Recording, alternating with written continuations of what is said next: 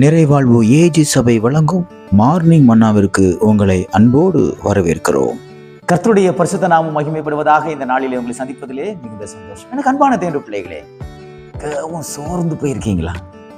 நிறைய விஷயங்கள் நீங்க நினைச்சு வாழ்க்கையில சரியான தூக்கம் இல்லாம, சரியான சாப்பாடு இல்லாம ரொம்ப சோர்ந்து போயிருக்கீங்களா?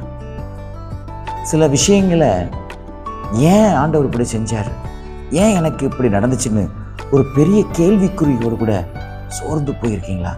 என்னடா வாழ்க்கை இது அப்படின்னு சொல்லி வாழ்க்கையை ரொம்ப விரக்தி அடைஞ்சது போல ரொம்ப சோர்ந்து போயிருக்கீங்களா? கர்த்தர் இன்னைக்கு உங்க கூட பேசுகிறார்.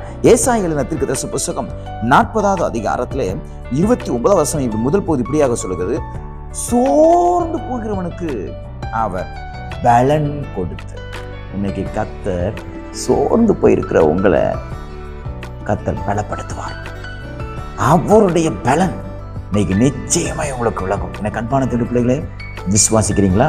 நான் சொல்ற வார்த்தைகள் நீங்க விசுவாசிப்பீங்கன்னா நிச்சயமா நடக்கும். ஏன்னா சோர்ந்து போயிருக்கிற உங்களை தான் கர்த்தர் இன்னைக்கு தேடி வந்திருக்கிறார்.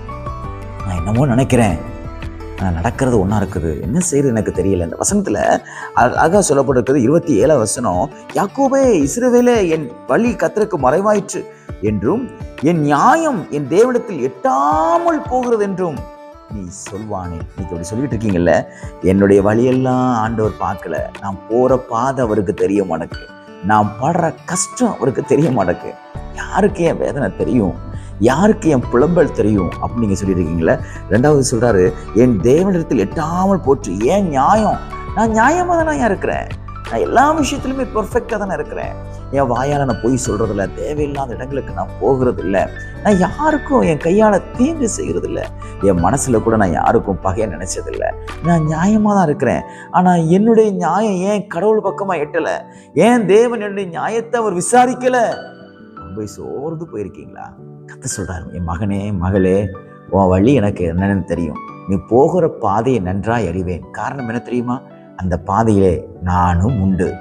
நீ பண்ற எல்லா காரியம் நானும் அறிவேன். உன் நியாயங்கள் எனக்கு எட்டாமல் இருக்கிறது என்று சொல்லி கொண்டிருக்கிறாயோ, நீ நியாயமா இருக்கிறபடினாலதான் இன்றைக்கு வரைக்கும் உன்னை நான் ஜீவனோடு வைத்திருக்கிறேன்.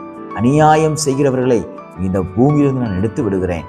ஆனால் உன்னை நான் இந்த பூமியில் வைத்திருப்பதற்கு அடையாளமே உன் நியாயத்தை நான் விசாரிக்கிறேன் என்பதற்கு தான் அடையாளம். எனக்கு அன்பான தேவனுடைய பிள்ளைகளே, எதையும் குறித்து பயப்படாதீங்க.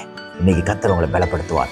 எதெல்லாம் உங்களை சோர்வுக்குள்ள மாற்றிச்சோ, எதெல்லாம் உங்களை பலவீனத்துக்குள்ள மாற்றிச்சோ, எதெல்லாம் உங்களை துக்கத்துக்குள்ள மாற்றிச்சோ, எதெல்லாம் உங்களை கண்ணீருக்குள்ள மாற்றிச்சோ, எதெல்லாம் உங்களுடைய வேதனைக்குள்ள மாற்றிச்சோ, அதெல்லாம் இன்னைக்கு கர்த்தர் மாற்றி போட்டு ஏதோ பலன் கொடுப்பார். இன்னைக்கு ஒரு நியூ ஸ்ட்ரென்த் பரலோகத்திலிருந்து வரும். அதை பெற்றுக்கொள்ளுங்கள். இந்த நாள் நல்ல ஒரு ஆவிக்குரிய ஸ்ட்ரென்த்தாக, வலிமை உள்ளதாக, பலன் உள்ள நாளாக கர்த்தர் உங்களுக்கு மாற்றி கொடுப்பாராக. God bless you.